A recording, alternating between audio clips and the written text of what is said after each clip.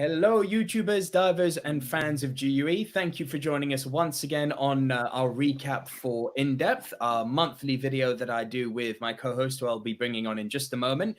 Just a few little things I'd like to recap on. As always, please, if you are new to the channel, be sure to hit that subscribe button. If you like this video, give the video a thumbs up, and please be sure to hit that notification bell, because that will let you know every single time we've got a new piece of content that airs. Now, without further ado, I'd like to bring on my co-host, Monsieur Diving Royalty himself. Welcome to the show, Michael. Thank you for joining me. Hey, Nico. How you doing? Good to be here. Great to have you back. Just in case this is people's first time watching, could you please tell people a little bit about yourself and about what you do? Okay, well, I'm a journalist. I've been writing about diving for more than 30 years. Actually got involved in the very early days when tech diving didn't even have a name. It was emerging from the closet. And in my magazine, Aquacore, which I created to cover this emerging new thing, we created the term tech diving, so technical diving. So and now I'm the editor-in-chief of GUE's online magazine, InDepth, and that's what we're going to be talking about today. I also work with Dan Europe, one of their editors as well for Alert Divers. So, yeah. And just in case people aren't familiar with InDepth, Michael, plug away. Where can people find it, and how do they subscribe? Yep. So InDepth is again a monthly magazine aimed at engaged serious dive community, the engaged serious global dive community. It's not just for GUE. You can find it at indepth.blog or GUE.com/blog, either one.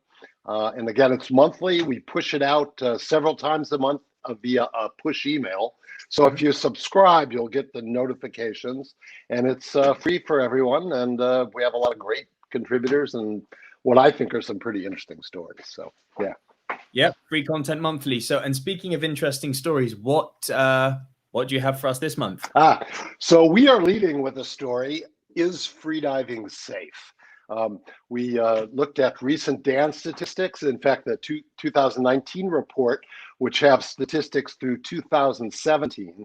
And interestingly, and sadly, breath hold diving, free dives, represent about a third of the fatalities. There are about 52 reported freediving fatalities out of a global total of 162 worldwide. This compares with about 13 tech diving deaths in 2017. So the question we ask is, is freediving more dangerous than tech diving? And I should point out that these fatalities everyone agrees that they're greatly underreported, and there might be as many as 50 to 75 freediving fatalities every year in the US alone. So we tapped, yeah. So we went, our author is a guy named Ted Hardy.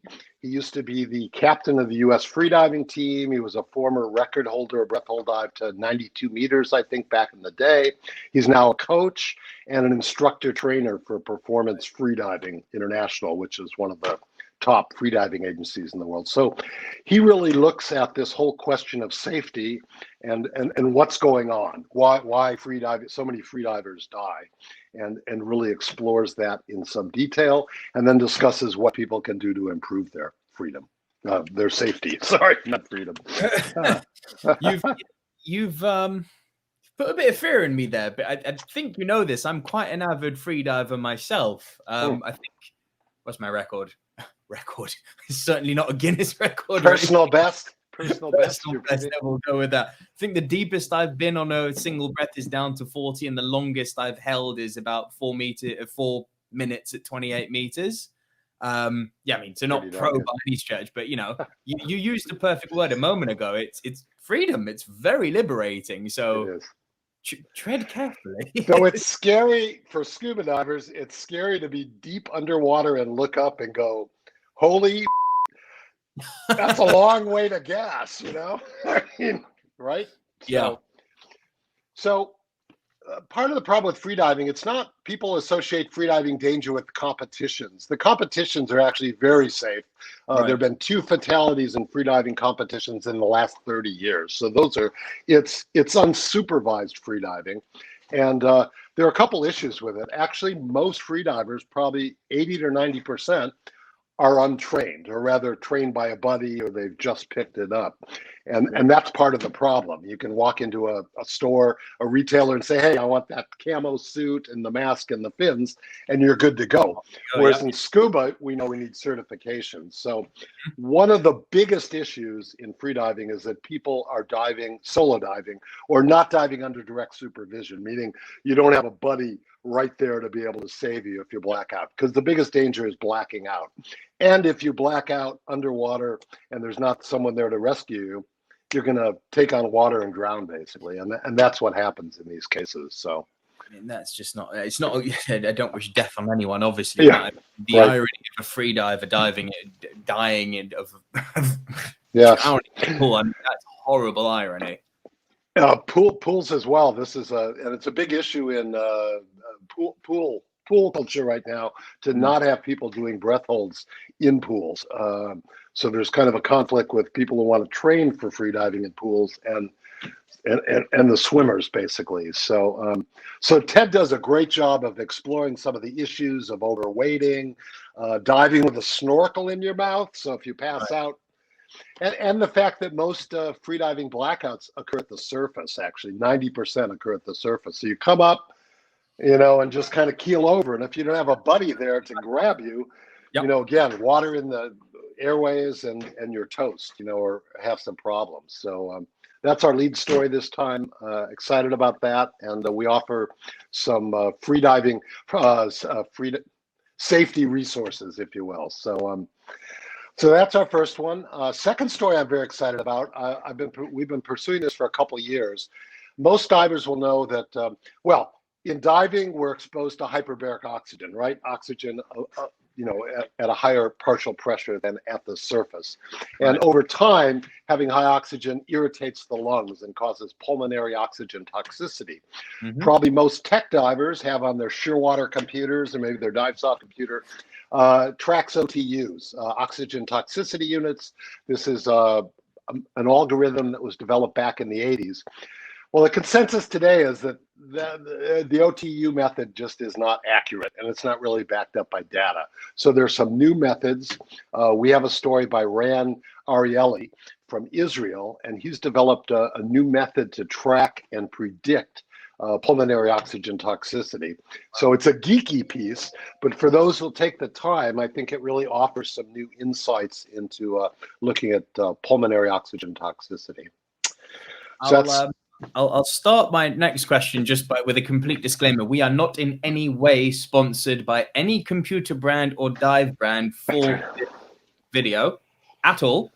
With that said, Michael, given what you've just said, is there, first of all, do you actually think that there's going to be changes in computer or equipment to accommodate these algorithmic updates? Yes, definitely so. Again, currently there are several models. I know the Shearwater does. I know the DiveSoft does. There may be other brands, Scuba Pro and all, that also track OTUs or MARIs. I'm not sure. But for sure, these new algorithms are just much more robust and accurate and fit the data better than the old. So I think they are going to be, the manufacturers are going to update these as we go forward. And we have a story planned coming up comparing these different new methods. Barbara Scheikoff, lead researcher of the Navy Experimental Diving Unit, also has a competing algorithm that looks at pulmonary oxygen toxicities. So we're going to be exploring this in future issues.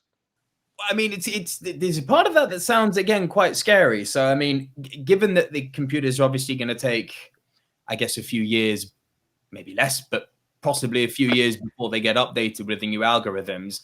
With the current batch, again, no sponsorship here, but with the current batch that exists on the market, is there a particular brand that you would, I mean, you're an avid technical diver yourself. Is there a particular brand that you swear by or trust over others?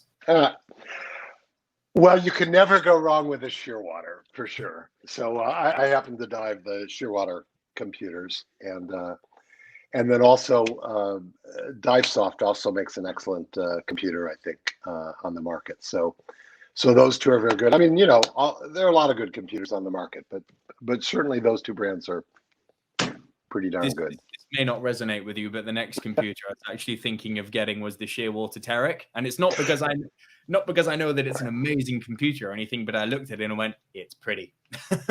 It is. No, I have a Terek and a Purdex. I really like the Terek. It's very, very nice form factor and very visible underwater, and it sits so well on your wrist. My mother's got one of them.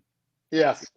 Really if it talked to my iPhone, and if it would track my swimming, I would wear it all the time instead of my iWatch. But nice. So okay, well, there's some buying advice from Michael Menduno. Is there what's the next story?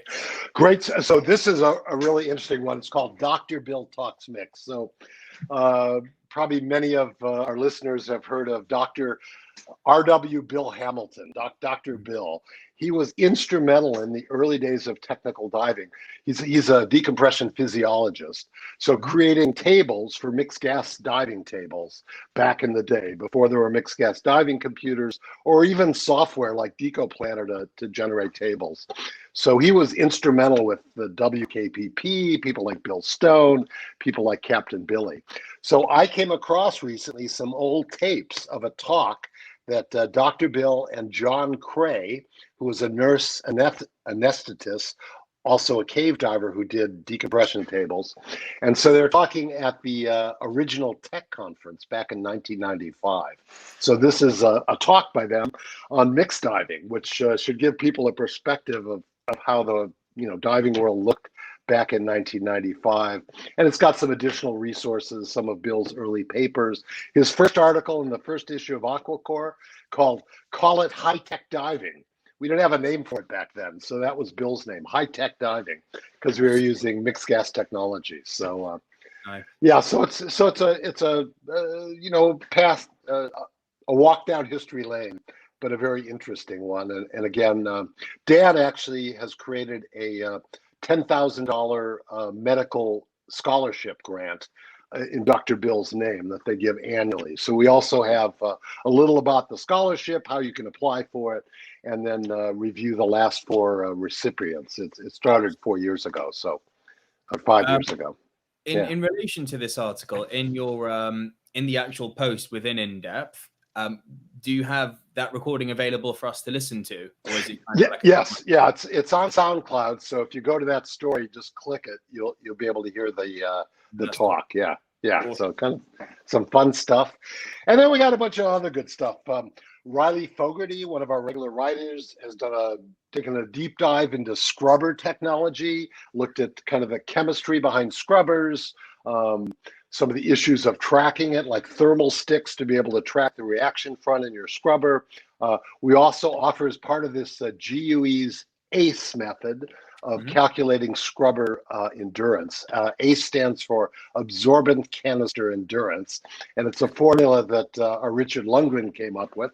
And so that we're offering in the article as well.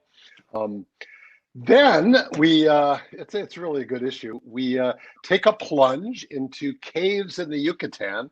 And this is a story that made national headlines this year. It was a cover of National Geographic.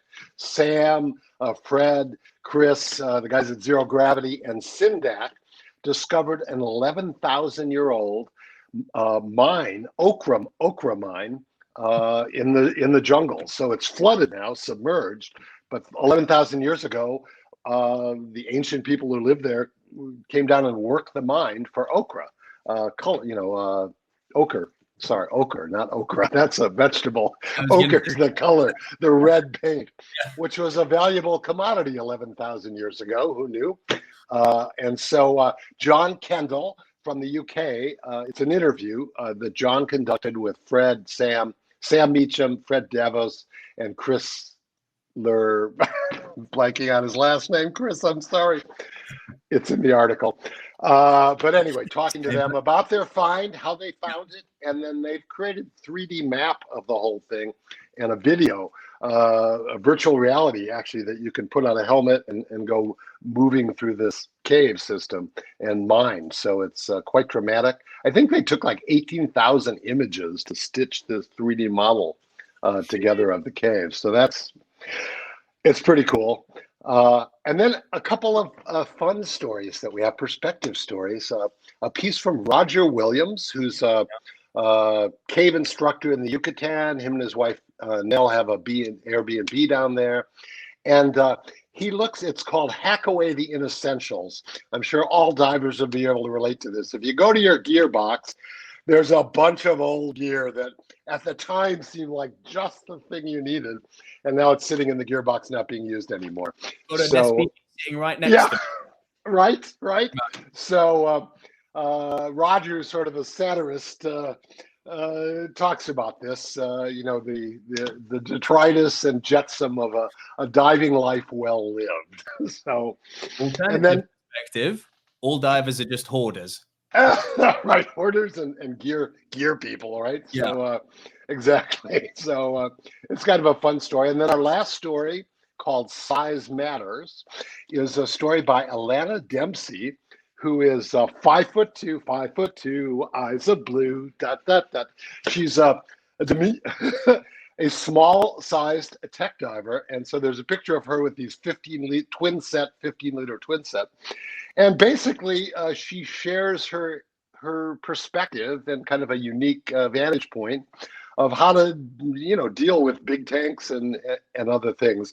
And it's actually some really deep wisdom that applies to more than just size tanks and everything else, but just as a way to approach diving. So it's a very nice piece. She hails from GUE Scotland. Okay, well, so the thing I actually just at face value really love about that is that there's definitely not a true one, but it's an existing preconception that tech divers are macho man, and it's like we're manly men doing manly things, and we all have to be, not diminutive, but Arnold Schwarzenegger size, and ladies not welcome. And it's like it's just not true. Right, exactly. It's just not there. So it's really nice to hear that 5 feet of fury is strapping on the tank. Right. Awesome. Yeah. That's really cool. And that, I guess, is the article, isn't it? That's basically the issue. Yeah. It just got pushed out on Thursday. The stories are there. If you haven't subscribed, I'd recommend subscribing, because then you'll get notified when new stories are out, etc. But it's free either way if you come to the website at indepth.blog, or sign up for our emails. Yeah. So, I mean, all of our socials are displaying down here at the moment. GUE TV, YouTube, it's all down there scrolling.